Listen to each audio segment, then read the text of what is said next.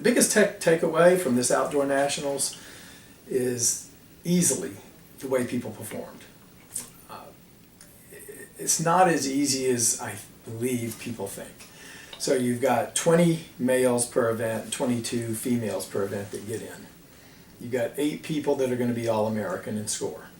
And as far as we're concerned, as a team and throughout top to bottom, it's a sign of success is do you score.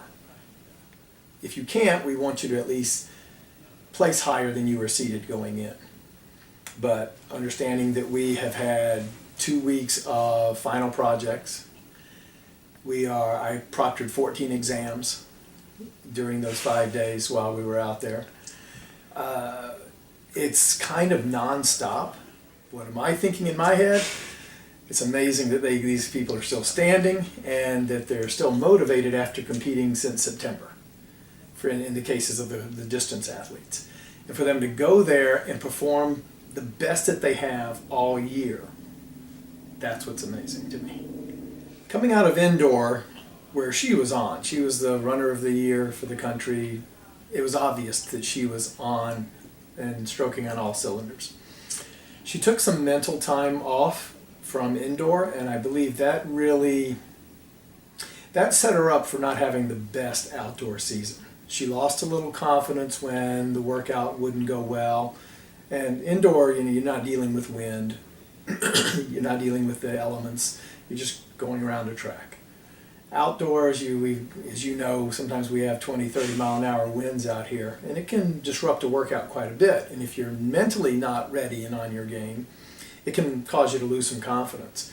And the races weren't going as well as they should have because of not being prepared mentally or physically. So this all manifested itself into a person who was still trying to convince herself that she was good enough when we get to outdoor nationals. And I believe that showed a little bit in the 1500. In the 5K, and the thing that Marianne has matured so much in the last year, is her confidence is at a level that she knows she has to step up, and she can step up. Last year in the 5K at Outdoor Nationals, she finished 8th, but she basically gave up for 3 laps and woke up towards the end and moved up into a scoring position. She didn't lose focus at all in this particular 5K, and she had reason to because she just run 2 1500s in the last 3 days. So her maturity and her ability to step up for her team and for herself has come an immense amount of way in 1 year. She has improved tremendously this outdoor season, particularly once championships came around, of making sure she's not checking out. And going for that new record of 4.32 meters, she was crushing the pole she was on. And in the last attempt, or last 2 attempts, I can't remember, she went to a new pole, but the flex was too great and she wasn't able to, it was stiffer than she had planned on. They had not jumped on that pole before. There was nothing to go between the pole she was crushing and the pole that she tried. And she still almost made it. If she had been on a pole that was right for her and she'd practiced on, I have no doubt she would have cleared 4.32. The wind was it was constant, so it was giving them a little push on the back a little bit. But for Hannah, who is so coachable, it was wonderful to see her be able to succeed at that level. She's a good hurdler, but she's still learning the event in the sense that she often just runs it and doesn't think. And it's kind of a thinking race. You establish a rhythm, you know how many steps you want to take between each hurdle, and there's some thought process going on with that. She's not at that point. She's just racing. And when she does, and if we can get everything working, I think she's going to be a lot better. Gaining All-America honors last year, I think, helped push her into this year. She was really psyched up for this whole season, and it showed with her new school record, and I think 151 in the JAV earlier in the season. And she brought it to nationals, their 3rd attempt getting into the finals, and she wasn't able to move up, but she threw very well. It was a tremendous series for her in the 3 throws in the finals.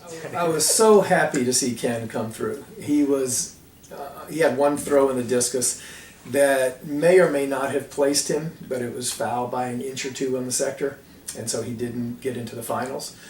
So in the hammer, he was seeded to score for the first time, and we were telling him, this is your event. But he was more calm and more relaxed, something he's been working on for the last year and a half.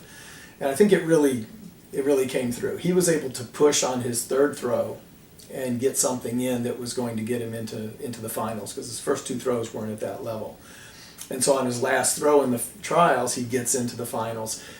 But it's because he was able to handle that situation mentally. And technically, it was a sound throw. And he still threw well in the finals. He just wasn't able to move up, but he threw very well.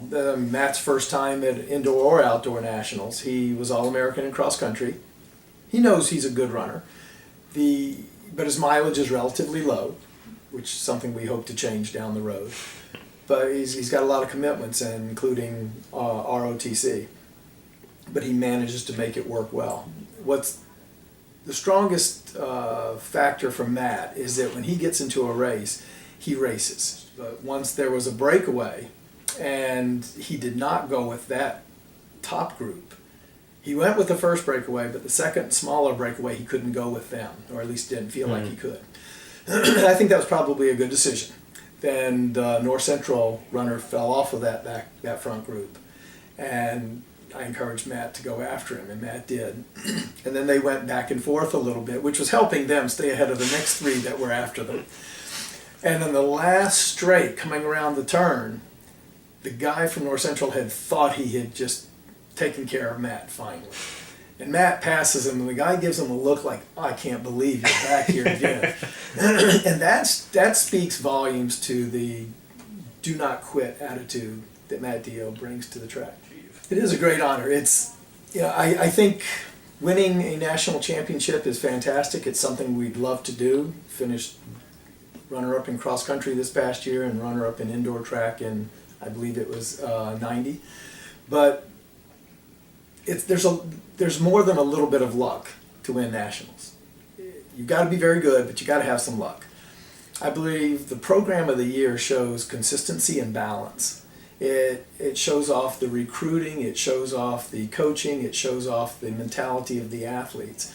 And I think we can dissect it quite a bit, because you're going through, when you enter the cross-country season, you're not thinking about program of the year. But then you play second, you say, okay, let's see what we're going to be like in track. You're still not putting too much emphasis on it, but then you see, okay, we tied for fourth. And then you start adding up the points. And looking at our program and looking at UW lacrosse, unless something very bad happens to their program, they're going to win nationals. Mm-hmm. So, yes, we'd love to get on the podium, but as a way of motivating them to be on the podium, this program of the year can involve more people.